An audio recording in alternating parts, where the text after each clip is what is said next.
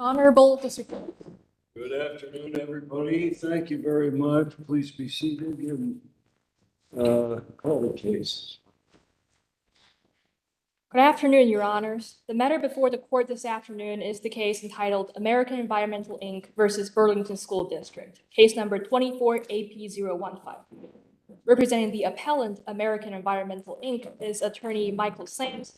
Seated at council table with attorney Sams is attorney Darren Misenko. Representing the appellee, Burlington School District, is attorney Kevin Collier. Okay, thanks very much, counsel. Come on up, please. And when you're at the podium, if you would, introduce yourself and identify your client and then proceed.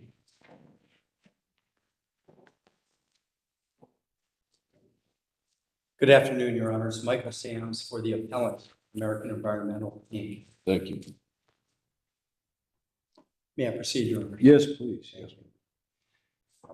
The contract that the Burlington School District and EnviroVantage entered into is illegal and void as a matter of law.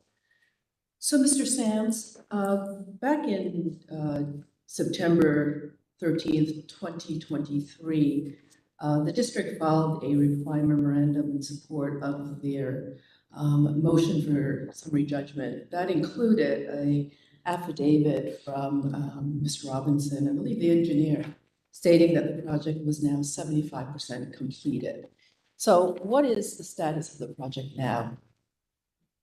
As I stand here, Your Honor, I don't know what the status is. What I can speak to is the status at the time we appeared at the summary judgment phase. Would there be a change of circumstances if the project were completed now? No, Your Honor, I don't believe the mootness doctrine applies. Okay, so can you explain to me why? Sure, Thank sure, you. Your Honor. Assuming that the project, we don't believe mootness applies because we don't think there is evidence before the court to consider that the project is actually completed. And I'll speak to that separately, but I want to answer Your Honor's question. Sure, thank you. Which is assuming we are done, that the project is done, why doesn't the mootness doctrine apply? And that is, there are two reasons. They sort of fit together. One of them is that we have a circumstance capable of repetition without review. The Page Court talked about that circumstance a little bit, but in a nutshell, what it is a circumstance where the court process, trial process, litigation process far outstrips the issue, such that to go through the court process, you can't get to a resolution before the issue, whatever it is resolved. That's exactly the circumstance that we have here. We have a situation where we moved for a preliminary injunction before the project proceeded. The court ruled against us at the preliminary injunction phase. We think an error of law. The parties then jointly, timely moved for summary judgment, cross-moving for summary judgment. Far, I would suggest, in rocket-like fashion compared to most cases. That is, we were moving for summary judgment within 2 months of when this project actually got going. But you were denied the preliminary injunction because you couldn't show ability to win on the merits. Well, we think in error. The court rested on two things, I think, if Your Honor looks back at that decision. One of the issues the court went to was, well, you didn't file your Rule 75 petition for mandamus within 30 days of when the awarding authority approved EnviroVantage on prequal. Our position on that is that's not the approval of EnviroVantage doesn't start the clock ticking. Indeed, we didn't even have EnviroVantage's package until we did a public records request down the road. It would have been premature. It wasn't right for us to file a Rule 75 request at that point. When Rule 75 came into play was once the contract was actually awarded to EnviroVantage, and there's no dispute that we filed our petition under Rule 75 well within 30 days. So that was one issue, Your Honor. The other issue was, I believe what the court said was that there was no developed law sufficient to establish standing. We certainly take issue with that as well. The law on standing has greatly evolved here in Vermont to a number of cases. Going back to the BK Instruments. I think you should be addressing mootness here because that's the basis of the. Okay, but I was trying to answer your Honor's Yeah, question. That was the basis. I don't want to take So- your argument on something. So the court moved from that over to mootness at the summary judgment phase. And interestingly, when the court, Your Honor, cited mootness as the basis for summary judgment, one of the cases the court cited to was this case, City Neighbors. It's a New York case, but this court cited to it for the proposition that summary judgment was appropriate for mootness. It was a construction case, and the court just grabbed a piece of that case and said, all right, well, that was a construction case that was found to be substantially complete, and therefore summary judgment was appropriate, therefore summary judgment is appropriate here. There were three fundamental differences in that case that the court respectfully completely ignored. One of them is that in the City Neighbors case, the court said it was profound that no one had moved for a preliminary injunction to protect their rights. We did move for a preliminary injunction, as the court's aware. Another issue. You didn't was- appeal from the decision on that, though, right? We didn't, Your Honor, but I think that with all due respect, is a distinction without a difference. The summary judgment process moved ahead within a short period of time, and within a couple months of the project even getting Was it started. ending at the time, the summary judgment process? The summary judgment, the project, the demo began at the end of May. Summary judgment papers got served back and forth during July. Okay. So distinguishing, or I would say we would like to glom onto, if we're well, the City Neighbors case, they said the court in that case said, we didn't move for a preliminary injunction. We moved for a preliminary injunction. The other thing the court found was notable in the City Neighbors case was that there was no allegation that a party had proceeded without authority or in bad faith. That's the whole basis of our case here. The whole basis of our case is there was no authority for the BSD, the Burlington School District, to contract with and proceed with EnviroVantage. I thought that there were some of those factors, the qualifications that they specified, that they could overlook if they showed that it was within their discretion. It didn't violate a statute. It might have violated what the qualities or specs were that they first set out. I think it violates. They can overlook those. I don't think they can, Your Honor. In the INRI investigations case, this court looked at, for the first time, I believe for the first time, how to deal with this sort of issue. And the court analogized it to the way the federal court looks at violations of the federal acquisition regulations projects. Is it form or is it substance? So I grant you, Your Honor, that in a form, a matter of form, of awarding authority can disregard the issue. In a matter of substance, it can't. As a matter of law, indeed, in that case, the court said you can't. It's void. You have to throw it out. And what we have in that case is the request for proposals themselves say that in 4 different places that the qualifications are mandatory. You must have this, you must have this, you must have this. If you don't have these, we won't consider it.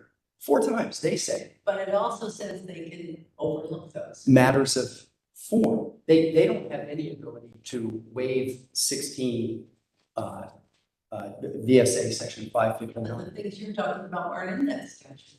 Well, they're not in the statute, but the statute says you have to follow a certain process. And that process includes pre-qualification and only approving contractors that meet the pre-qualification standards. So going back to form over substance, Your Honors, I think that's the standard. We have testimony from the very person who wrote the qualifications. And he said, yes, we came up with this. And yes, they are mandatory. And he said, yes, they are very important. That can't be a matter of form. In fact, I asked him specifically, the requirement that there be 5 projects, was that important? Yes. Was that mandatory? Yes. The fact that the 5 projects be within 3 years, is that important? Yes. Is it mandatory? Yes. And so it's not just 5 projects within 3 years, it's 5 projects of a certain size. He says it's important and for the benefit of the school. So I submit there is no dispute as to whether these were form or substance. We have it from the mouth of the person who wrote it. Sorry, go ahead. I have a question about bad faith again. It seems that your 3 arguments about bad faith, well, 2, were that the district somehow conjured up this affidavit to assist or had the appellee here or the other construction company had them help them out by having this new affidavit. The other being that it seems you're saying bad faith by excusing some of the requirements of the bid. How, number one, is the affidavit at issue when the record shows that nobody considered that when making a decision? And number two, how is there bad faith on the excusing certain requirements of the bidding? It might be wrong, but why was it in bad faith? I think the intentional disregard of the public school construction project requirements, the 16 VSA 559, intentionally disregarding it was bad faith. We have the very person who said that these are requirements, they're mandates, and they're important. And despite that, despite the person who created the pre-qualifications testifying under oath why they're there and that they're important, the school proceeded.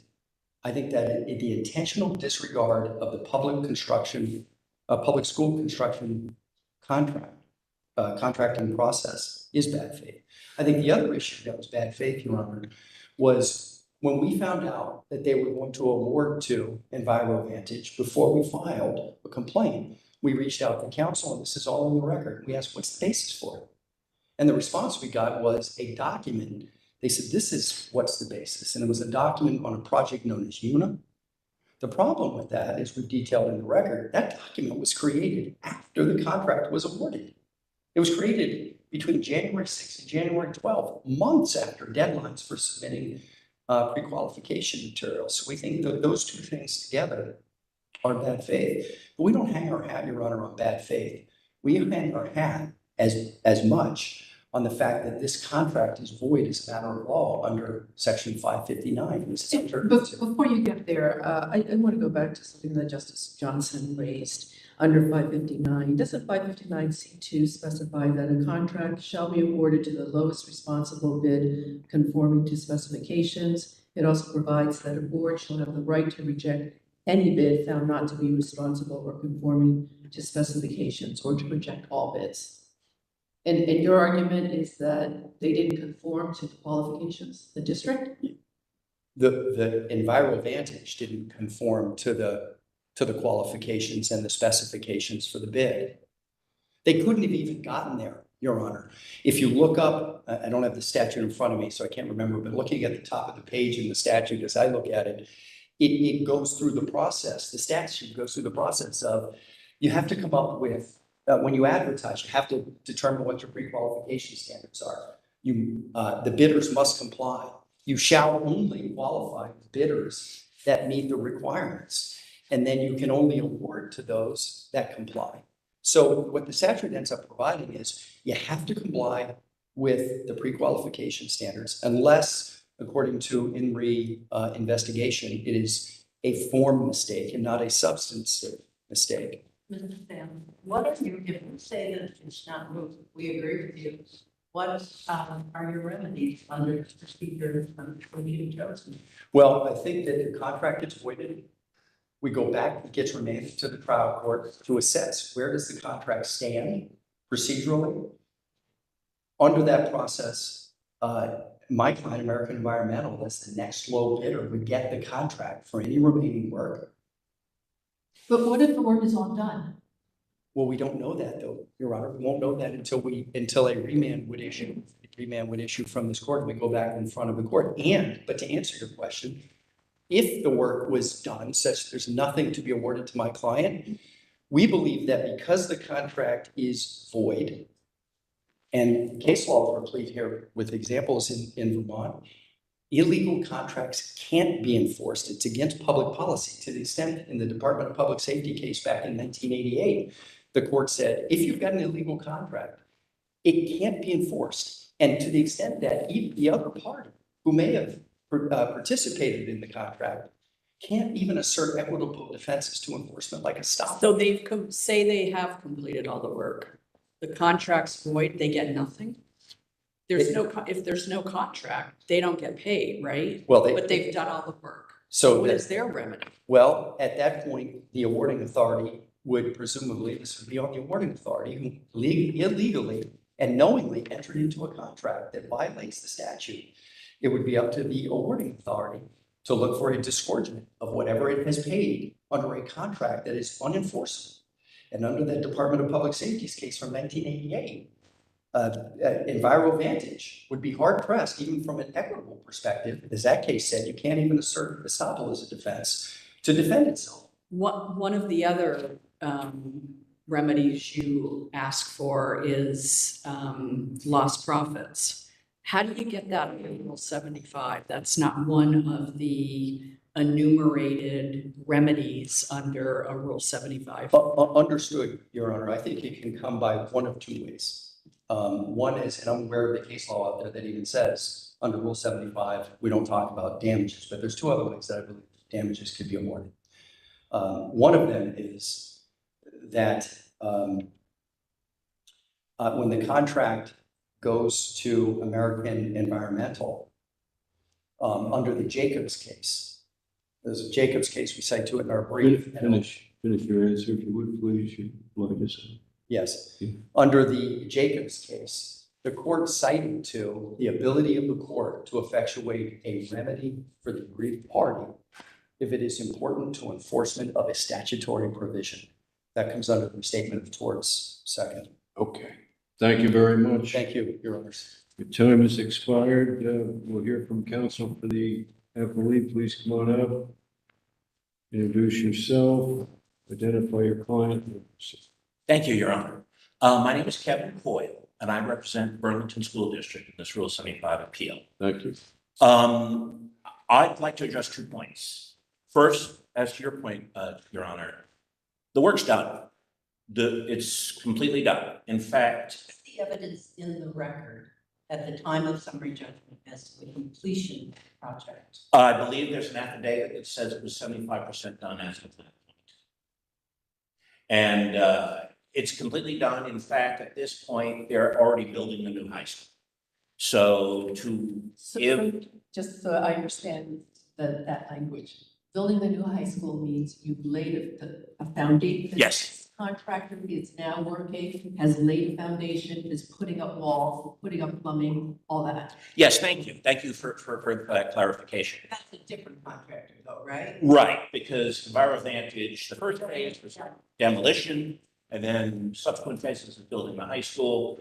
Right now, there is a steel structure in place that anyone can see just by driving by the site. It's no secret. So yeah, the work is done. There's nothing that we can give to plaintiff that's left over from the contract. Can I ask a question about Certainly. RFQs? What is the purpose of the RFQ? A request for qualification is to basically gauge the interest amongst the building community to see if they're interested in bidding on the project and asking them to submit, information so that the district would be comfortable allowing them to bid. Right, and you, the district, set the parameters of the requirements to submit a bid, correct? That is correct. So what's the point in you creating these requirements and then saying, well, you don't have to meet them? Well, I don't, respectfully, that's not exactly what happened. It was more that we only got 5 contractors that were interested. And given the fact that we had. Wouldn't one be enough? Well, not for a fair bid process. You need multiple, and all we had were 5. Okay, so And- five's more than one. That's true. 5 is more than 1. So that's why we had our guys take a look at the discrepancies, the irregularities, whatever you want to call them, and they decided they weren't that important, so they waived them. Well, I'm a bit troubled by this. Maybe people didn't bid on this because they didn't think they could meet your requirements. And then you say, well, just kidding. Those requirements aren't really necessary. They're not that important. What do you say to the guy who didn't bid on it because they didn't have 5 jobs? Well, I appreciate that concern, but honestly, it's in a certain respect, it's speculative because, I mean, no one's come forward and said, hey, we would have bid on it if we knew. In fact, of the other losing bidders, none of them have complained either. And so, and then there's the question of whether if we enforced the rules strictly, if AEI would have even qualified. Did any meet all of the qualifications? I would have to go and look back, but I imagine there was at least one. So they were just ruled out on the price. Right, their bids were too high. Yeah, so, yes, and the statute, it's what's important to note is that the statute says we have the right to reject all bids, or we have the right to reject any bid that does not conform to the specifications. Well, it's axiomatic that The statute also says you have to also seek the lowest bid, isn't that right? that is correct. And EV, EnviroVantage, was the lowest bid. But axiomatic in the idea of a party having a right is the ability to either exercise that right or not. It's not an obligation, it's a right. So we chose to not to disqualify EV. Yep, I'm sorry, don't mean to interrupt you. Is there a process for objecting to the pre-qualification process? Is there an express process? No. Are objections filed commonly to the pre-qualification process? I'm sorry, say that again. Were any objections filed here? Oh, no, nobody. To the pre-qualification? No, not at all. I mean, I mean- AEI was well aware that all 5 bidders were pre-qualified. There was a sidewalk, they were all there. And then, the superintendent recommended that because EV came in at the lowest bid, that the school district should go with them, and they did. They announced it in a public meeting. AEI was aware of all this. This happened in early December, and it was like 2.5 weeks later that we finally got a letter from AEI, AEI saying, hey, we'd like some more information about this. We think something's fishy here. If I can understand this process, it's just, you put something out, an RFQ that says, here's our ideal bidder, Yes, but you may not get your ideal. right. So then you have to backtrack to pick somebody and. Yeah, and time is of the essence. I'm sure Your Honor knows that for quite some time now, the high school the kids have been learning in a temporary space in a former shopping mall. The community wanted this project to go forward. We didn't, so that's why we did. And it's important to note on this whole bad faith notion, and Judge Tour understood this because she said, right in her opinion, there is no indication of bad faith here. What about the Unum? What about the argument about Unum, the Unum contract? That is an unfortunate misunderstanding on plaintiff's part. We never told them that we relied on that document. It didn't exist. They kept asking questions. Well, what about this? What about that? And in an attempt to be helpful, this document was generated to say, look, you're interested in knowing what about the UNAM project? Well, here you go. We never said that we had that back then.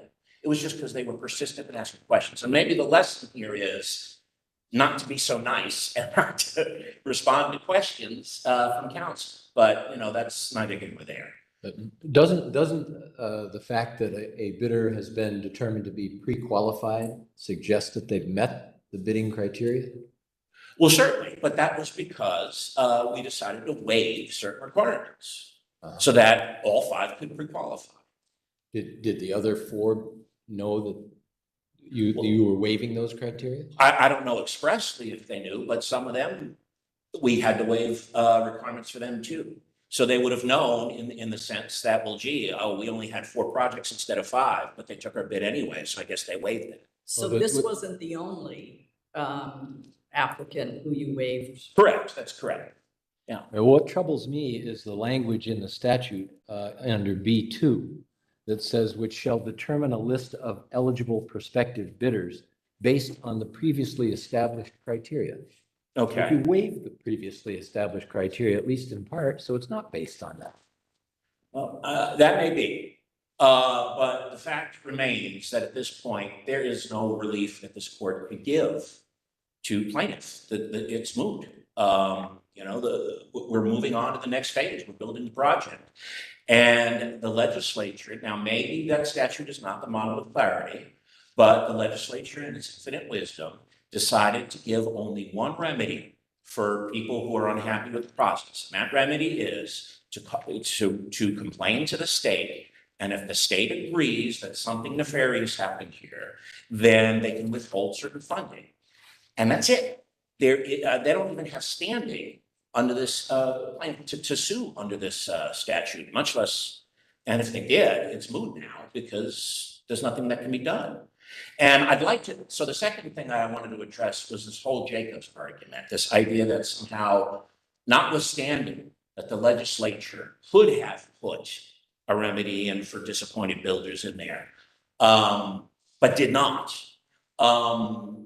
Notwithstanding that they think they're entitled to lost profits. Well, the case they cite, Jacobs, talks about basically what's known as the Court v. Ash test that this court has applied numerous times. And that test has several factors, and they don't even get past the first one. And that is, was the statute enacted for the special benefit of a particular class, and is plaintiff in that class? And they're not. I mean, this statute, there's no indication in the statute that it was passed specifically to benefit disappointed builders. I mean, this isn't a situation like in Shields v. Gerhardt, where there was a statute about domestic abuse. The question being, well, can you sue for a violation of the statute because they were part of the special benefit? They were part of that class. There's nothing like this at all. And certainly the legislature could have drafted language that set out the process a little bit better and given the plaintiff rights, but they're not in there. There's nothing in the statute that suggests that the plaintiff has any remedies whatsoever. I don't know that we should be rewriting the statute at this point. Moreover, one thing that's important to remember is that this argument wasn't even made below. So Judge Torr never had a chance to rule on it. In fact, most of the arguments that plaintiff makes on appeal, to one extent or another, are flawed because they were never raised below. The idea that somehow this is capable of repetition but evading review, that's something that came up on appeal because they didn't raise it below. In fact, Judge Torr noted that whereas we came out of the gates in our motion for summary judgment with mootness, they mostly ignored it. And I understand why they did, because they lose on that argument. So they pretended it didn't exist. They didn't address it. They didn't raise any exceptions to the mootness doctrine. They certainly didn't accuse us of bad faith in the context of building the building. They accused us of bad faith in the context of responding to a public records request. And this isn't a public records case. This is a Rule 75. So, I don't know what else to say at this point. It's moot. I mean, we're not going to tear down the building just to allow them and rebuild it so they can tear it down again. And I don't see how the public interest is served by making the district pay twice for one job, especially when the legislature could have put that remedy in the statute but deliberately chose not to. Because I've looked at a bunch of statutes all around the country having to do with public building, and a lot of them have specific remedies that disappointed bidders can pursue. Ours does not. And whether that's right or wrong, we have to talk to the folks next door. That way. Oh, sorry, I got turned around. Anyway, I'd love to answer any more questions. I don't really have anything else to add unless y'all have questions. Doesn't look like it. Down. Yeah. All right, well, thank you very much. I appreciate it. Thank you. Does the appellant have any time? Appellant has